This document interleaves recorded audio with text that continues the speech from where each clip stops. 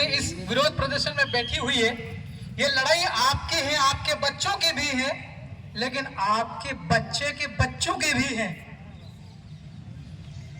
अगर ये जमीनें नहीं बचेगी, आप और हम लोग 50 साल 100 साल बाद मर जाएंगे। हमारे मरने के बाद आपके और हमारे पोते, उनके बच्चे, बच्चों के बच्चे, बच्चों के बच्चे, बच्चों के बच्चे गालियां देंगे कि नहीं देंगे? देंगे कि नहीं देंगे? तो इस जमीनों को बचाने के लिए आप सबको जागरूक होना पड़ेगा और सबको बोलना पड़ेगा, कानून से लड़ना पड़ेगा।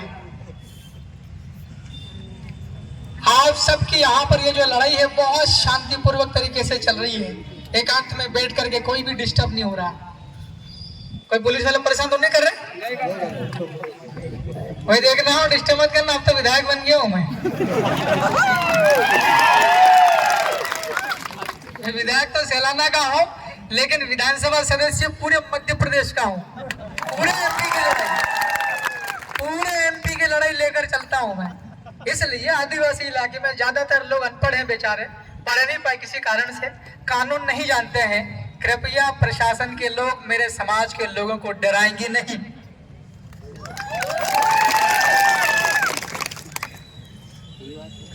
मेरे को ये जानकारी मिली कि आपके इस वाले इलाके में 14,000 हेक्टेयर जमीन ली जा रही। कितनी? आप में से कोई बुजुर्ग आदमी कोई बैठे होंगे, आपको अगर कोई पूछ लिया जाए कार वताल डोकरा केतरी हो गए 14,000 हेक्टेयर, 4 दिन तक दारू पी कर माथों का बड़ेगा तो याद नहीं आएगा। इतनी ज्यादा जमीन, इतनी ज्यादा जमीन।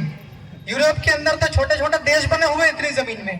क्यों डिनोर साहब, एक देश बन जाता है इतनी जमीन में। 14,000 हेक्टेयर जमीन।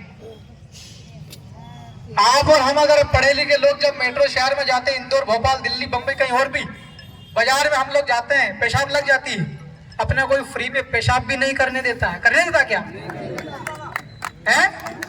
मैं वही कह रहा हूं ना, पेशाब करना मुसीबत हो जाती शहर में एक आदिवासी आदमी को। पर ये 14,000 हेक्टेयर जमीन ले रहे हैं, ये किसका पूछ के ले रहे हैं? आप लोगों से पूछा क्या? उधर महिला बेटी हमारे समाज की, क्यों भाई बताओ, आपसे पूछा क्या? इधर से महिला बेटी पूछा क्या आपसे? बताओ। ये उधर नारंगी वाले तुम भी बचाओ, पूछा क्या तुमसे? देखिए नारंगी भी मना कर रही है। प्रशासन नोट करना, एक पॉइंट हमारा, आपसे रिपोर्ट मांगी जाएगी। एकमात्र विधायक आया था अकेला आदिवासी वाला, क्या क्या बोल के गए बताओ। तुम अगर मैं बोल रहा हूँ नहीं बोलोगे, आगे रिपोर्ट नहीं करोगे, अदालत में मैं आपको घसीट सकता हूँ।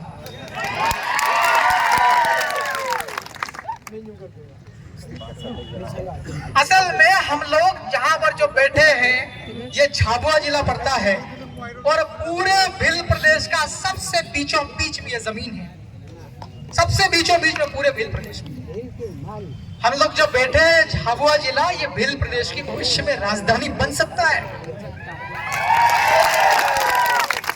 मैं किसी आनगढ़ मानगढ़ की बुराई नहीं कर रहा हूं, मैंने सेंटर पॉइंट बताया आपको। जैसे भोपाल मध्य प्रदेश की राजधानी प्रदेश के बीचों बीच में, वैसे ही भील प्रदेश के नक्शे पर झाबुआ बीचों बीच में आता है। आप में से कोई साथी अगर मुख्यमंत्री बनेगा तो कोई भी आदमी आसानी से आ सकता है कि नहीं झाबुआ? हम लोग झाबुआ को राजधानी बनाने की सोच रहे, और तुम लोग उसको खोद खोद कर जाने कौन सी खनिज क्या है, ग्रेफाइट, कितना गहरा, मैग्नीज, कितना गहरा खोदने का बोल रहे हैं। मतलब ये लाखों में, ये बता रहा, देखिए ये पूरी जमीन उल्टी पुल्टी करने का सोच रहे हैं।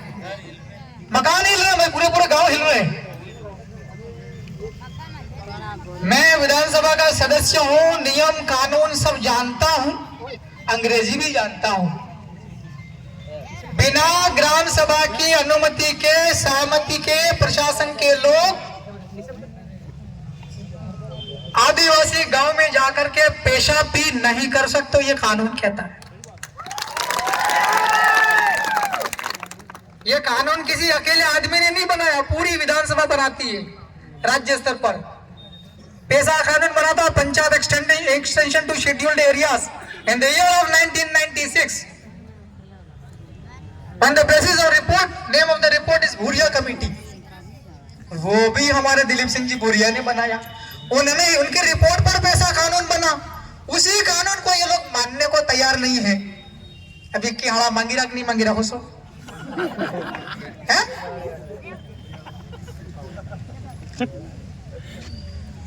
भिल प्रदेश आदिवासी जनसंख्या ज्यादा आबादी वाला इलाका है, आदिवासी बाहुल्य वाला इलाका है। इस देश की संसद में लोकसभा, राज्यसभा और विधानसभा के अंदर में जो कानून बनता वो सीधे तौर पर आदिवासी इलाके में लागू नहीं हो सकता। यह कानून कह रहा है, कानून खुद ही कह रहा कानून लागू नहीं होगा। ऐसा कानून यह कह रहा है कि दूसरे कोई से भी कानून नहीं लगेगा। कुछ भी काम करना चाहे, आदिवासियों का भला करने से संबंधी कोई योजना नियम बनाना है, कोई से भी योजना का क्रियान्वयन करना है, बगैर सहमति के आदिवासी इलाके में नहीं लगेगा। कारण इस देश का मालिक है आदिवासी मालिक। 5 जनवरी 2011 का जन्म। एक दारू पीना बंद करना पड़ेगा। ठीक है, परंपरा में चलता आ रहा है, लेकिन थोड़ा सुधार करना पड़ेगा। थोड़ा बैठ जाओ, बैठो बैठो, और थोड़ा डाकने भी हमन मालूम पड़ी जाए।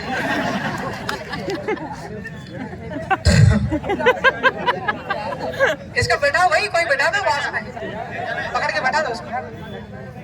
बंद करना पड़ेगा, डिस्टर्ब मत करो। ठीक, कोई बात नहीं। तो पूरे बिल प्रदेश में भारत के संविधान की 5वीं अनुसूची लागू है। 5वीं अनुसूची जहां पर लागू है वहां पर अनुच्छेद 244 एक के अनुसार उस इलाके का शासन होगा। शासन मतलब उसका प्रशासन कैसे होगा, एडमिनिस्ट्रेशन। कौन कलेक्टर होगा, कलेक्टर बना भी देगा तो करेगा क्या वो? उस इलाके में अगर थानेदार पोस्ट किया है तो वो करेगा क्या वहां पर? 244 उसमें लिखा हुआ है शेड्यूल 5 5वीं अनुसूची के कानून उसमें वो प्रावधान लागू होंगे। वो ये साफ कहता है कि आदिवासी इलाके में एक भी कानून विधानसभा या राज्यसभा या लोकसभा का लागू नहीं होगा। अब देखो, ये ऐसी चीजें अपने हक में लिखा हुआ, मैं विधायक होने के बावजूद भी मुझे इतना गुस्सा आ रहा है। तो जो ऐसे ही जो संघर्ष करते हैं उनको गुस्सा आएगा कि नहीं आएगा? तो अगर प्रशासन के लोग आए, ये गाड़ियां दिख रही मेरे को हुटर वाली, मेरी भी हुटर ही हो, तुमको हम ये कह रहे हैं कि ये लोग बैठे हैं, ये गुस्से में हैं। गुस्सा मेरे को भी आ रहा है, मैं इनको गुस्सा नहीं दिला रहा हूँ। ये तो ऑलरेडी गुस्से में, क्या होगा नहीं आप लोग?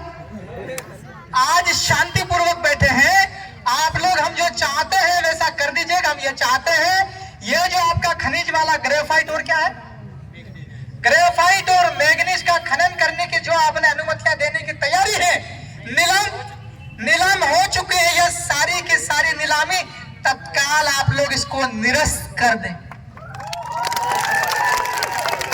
और अगर आप लोग नहीं करते हो निरस्त, मैं तो विधानसभा का सदस्य ही हूं, आदत पुरानी है पहले वाली, सही है कि नहीं? तो भाई लोगों, अगली बार हम लोग ऐसे शांतिपूर्वक बैठकर नहीं करना चाहिए। फिर हम चलेंगे, संख्या बढ़ेगी लाखों की तादाद में। हो सकता हम सारे कलेक्टर ऑफिस के अंदर घुस जाए। ये सीओ साहब बैठे हुए हैं, आप लोगों का रहे अनुभव है, कितना बड़ा ऑफिस होता है? 10 बाई 10 10 बाई 10 की 6 बाई 4 6 बाई 4 4 बाई 4 देखो 4 बाई 4 तो और छोटा होता। 4 बाई 4 वाले ऑफिस में कोई सा भी हो, चाहे मुख्यमंत्री जी का हो चाहे प्रधानमंत्री जी का हो, पुलिस वाले दबाव में मत आना। 14,000 जमीन आप लोग ले रहे हो हेक्टेयर, छोटी मोटी बात है क्या? 4 बाई 4 का तुम्हारा ऑफिस, उसके अंदर अगर 1 लाख लोग अंदर घुस गए, कितनी पसीना गर्मी कितनी हो जाएगी? जानते हो इस बात को? इसलिए तत्काल अब इसको निरस्त करो। आप सभी समाज जन बैठे हुए, आंदोलनकारी साथी बैठे हुए, अग्रपंथी बुद्धिजीवी बैठे हुए, मेरे संज्ञान में आने के बाद में कल मैंने 4-5 लोगों के नाम चिट्ठी लिखी थी। 1 नंबर में मैंने ये लिखा था कि पूरा भारत जो वो रिपब्लिक है, रिपब्लिक गणतांत्रिक देश का मुखिया होता है, उसको कहते हैं राष्ट्रपति। हमने राष्ट्रपति जी को कल चिट्ठी लिखी। दूसरे नंबर पर भारत के प्रधानमंत्री नरेंद्र मोदी जी, उनको भी चिट्ठी लिखी। सरकार को चिट्ठी लिखी राज्यपाल मंगू भाई पटेल माननीय, दूसरे नंबर है मुख्यमंत्री जी श्री मोहन जी यादव। इन 4 लोगों को चिट्ठी लिखी। जो मेरे पास में जानकारी थी वो जानकारी लिख करके और डाल दी। विधायक होने के नाते एक फायदा ये है, हम अगर कोई चिट्ठी लिखते हैं, चिट्ठी लिख के मेल कर देते हैं, वो सीधी सट उस अधिकारी के पास पहुंच जाती है टेबल पे। अभी मैं आ रहा था, मेरे फोन पर 2 मिस कॉल पड़े हुए हैं। मुझे थोड़ा सा वो ऐसा लगा, वो गड़बड़ करने वाले होते ना, पैसा वैसा हड़पने वाले, नो कॉलर आईडी ऐसा कुछ आया था उस पर, मैंने रिसीव नहीं किया। तीसरे नंबर पे फिर फोन आया, मैंने उसका वो कोड रहता ना, कोड नंबर आगे का लैंडलाइन वाला 011, मैंने बोला ये नंबर दिल्ली का उठाते हैं।